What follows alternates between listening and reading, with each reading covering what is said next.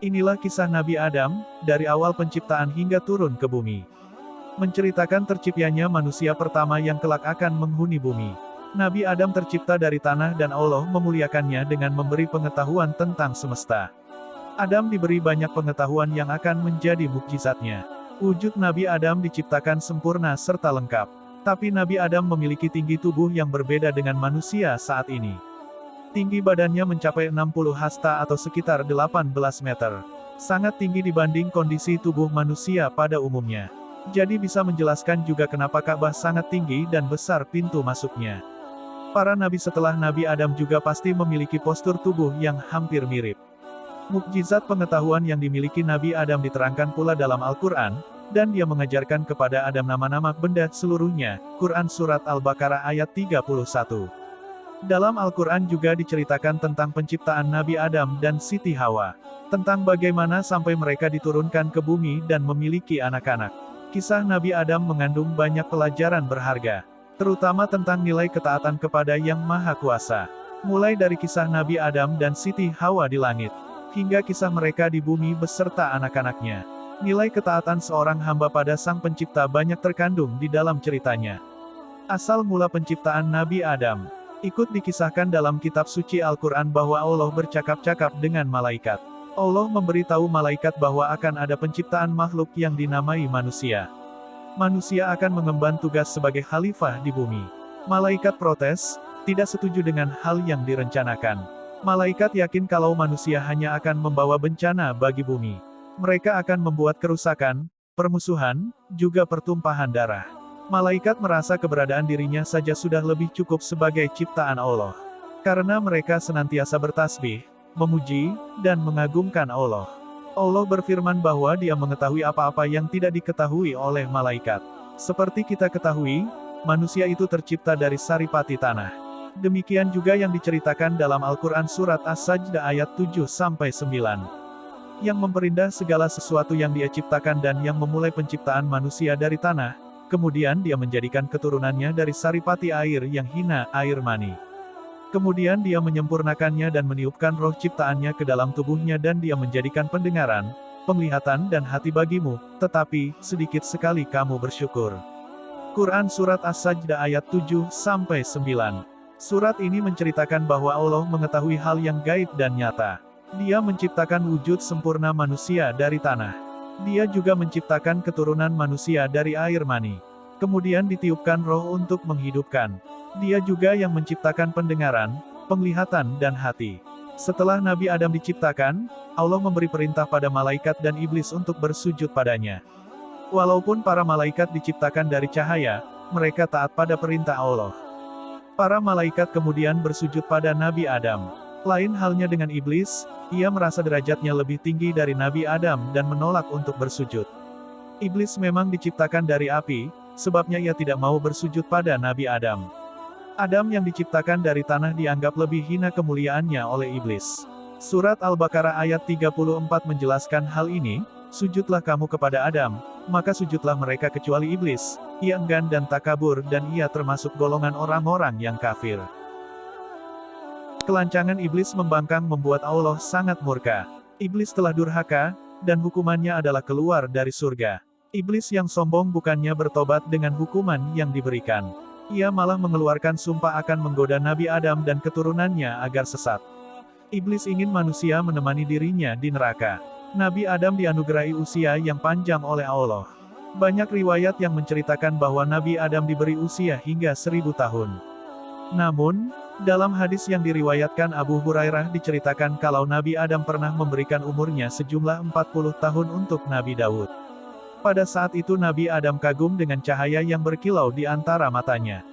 Kemudian ia bertanya pada Allah tentang manusia itu. Allah menjawab bahwa manusia itu salah satu keturunan Adam, umat akhir zaman.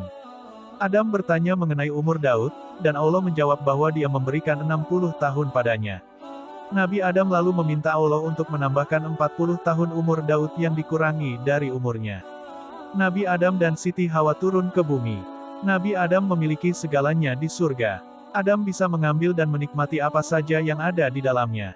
Walaupun begitu Adam merasa kesepian.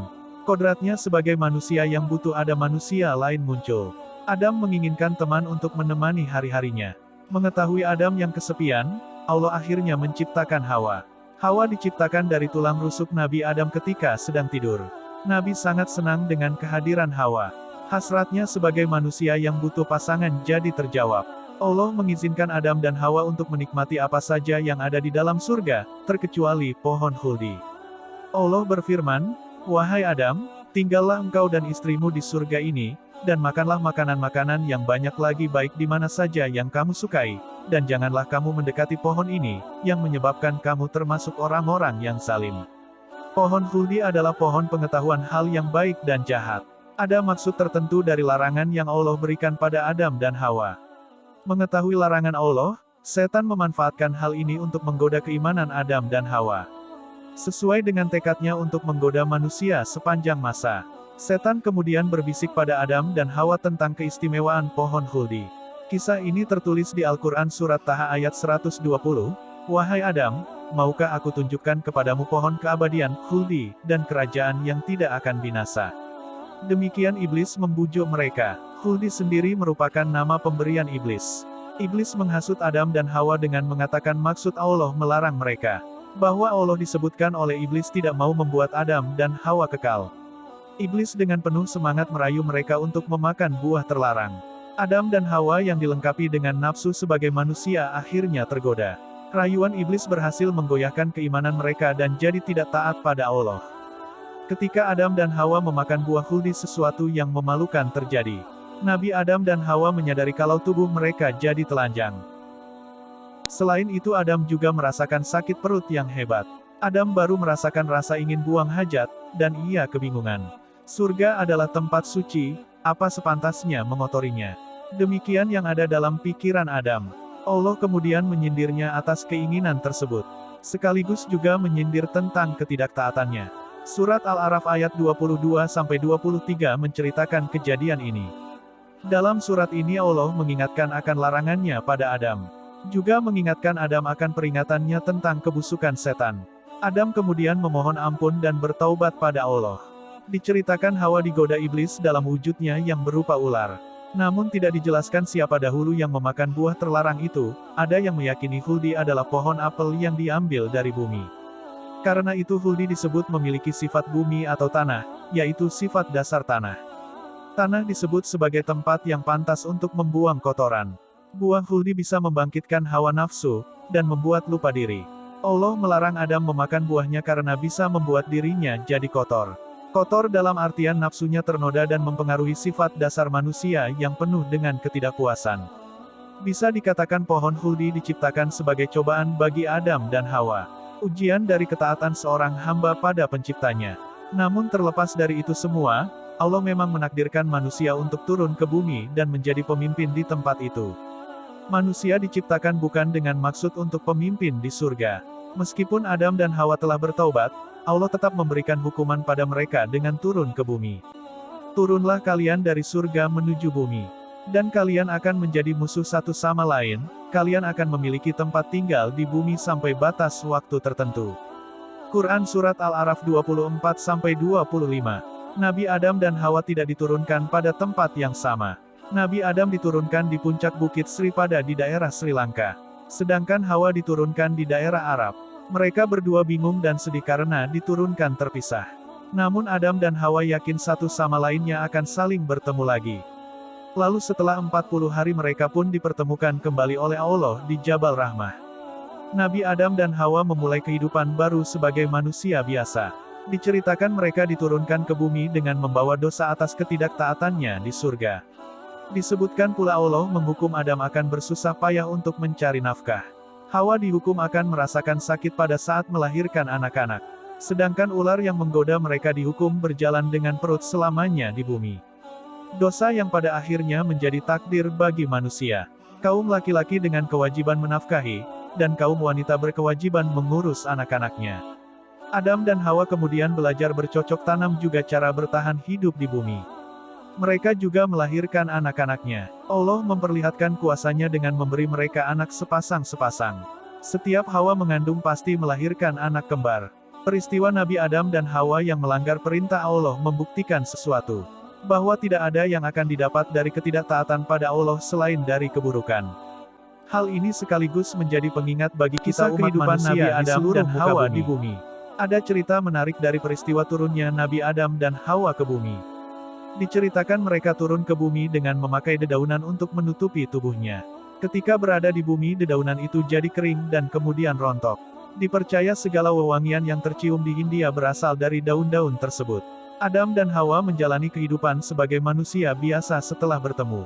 Allah kemudian memberikan 8 pasang lembu, 2 pasang kambing, dan 2 pasang domba pada keduanya. Allah mengajarkan pada mereka untuk memerah susu hewan-hewan itu. Susu tersebut kemudian bisa mereka minum. Allah juga memberi perintah pada Adam untuk menggunakan bulu-bulu hewan itu sebagai pakaian. Adam dan Hawa sadar kenikmatan dunia sudah tidak ada lagi, mereka pun menangis sedih.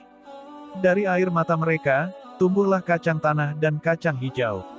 Adam lalu menyadari kesulitannya untuk mengetahui waktu-waktu beribadah. Ia lalu mengadu pada Allah tentang masalahnya ini.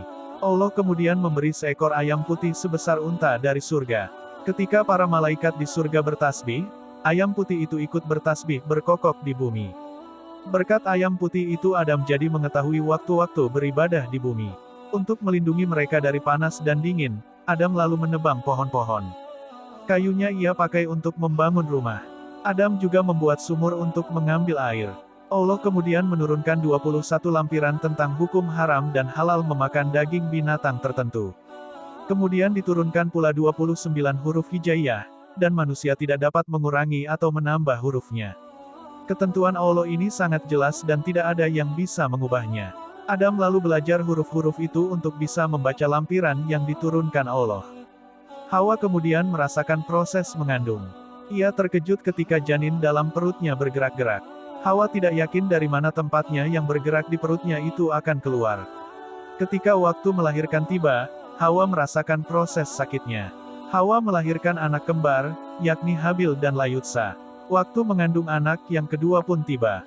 Hawa melahirkan anak kembar Kabil dan Iklima. Sepasang anak laki-laki dan perempuan selalu dilahirkan olehnya.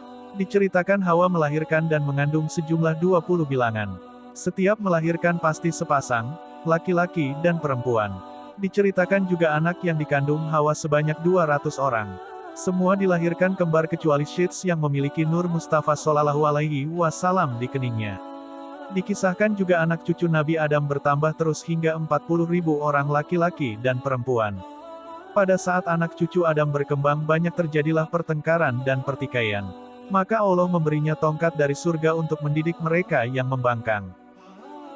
Kisah Habil dan Kabil. Anak kembar Nabi Adam yang pertama adalah Habil dan Layutsa. Sedangkan anak kembar kedua adalah Kabil dan Iklima. Kembaran Habil diceritakan memiliki paras yang kurang menarik. Sedangkan Iklima kembaran dari Kabil sangat cantik. Pada saat itu Adam diperintahkan oleh Allah untuk menikahkan anak-anaknya secara silang. Jadi tidak boleh anak dari Adam menikah dengan kembarannya sendiri. Ketika Adam hendak menikahkan Habil dengan Iklimia, Kabil mengajukan protes. Kabil merasa lebih berhak atas diri Iklimia karena dia adalah saudara kembarnya. Kabil tertarik pada kembarannya sendiri karena kecantikannya. Allah kemudian memerintahkan Habil dan Kabil untuk berkurban melalui Nabi Adam.